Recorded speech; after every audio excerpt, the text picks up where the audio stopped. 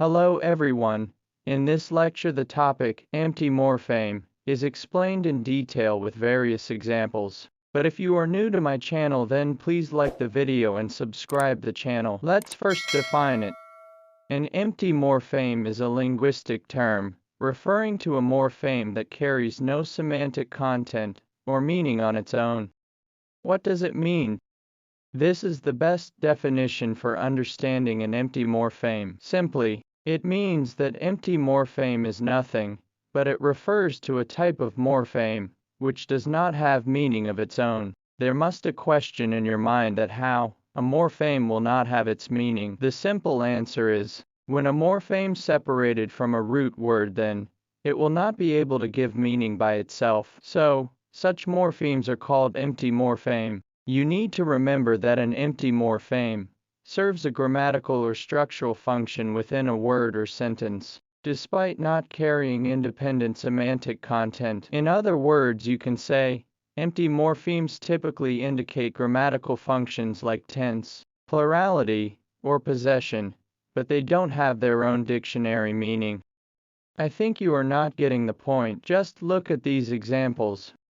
Look at the word, walk.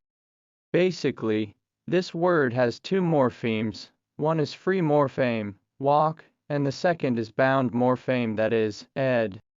The main point is, the free morpheme can stand alone and has a dictionary meaning, but the bound morpheme, ed, shows past tense. But if you take it and separate it from this free morpheme, it does not have a dictionary meaning, or it does not carry any semantic meaning of its own. So, this is called an empty morpheme. There are so many examples like this. Look at the word, cats. This word also has two morphemes. One is cat, which is free morpheme, and the second is. Here again the free morpheme, cat, has its own dictionary meaning, but the bound morpheme, s, does not have any dictionary meaning of its own. It gives meaning when it is attached with the stem, but in isolation it doesn't carry any semantic content, so therefore, it is called empty morpheme. In other words, you can say, empty morphemes are like silent partners in word formation. Despite lacking their own meaning, they play a vital role in conveying grammatical information and contributing to the richness and complexity of human language.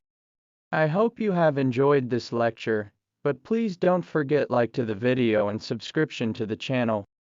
Thank you.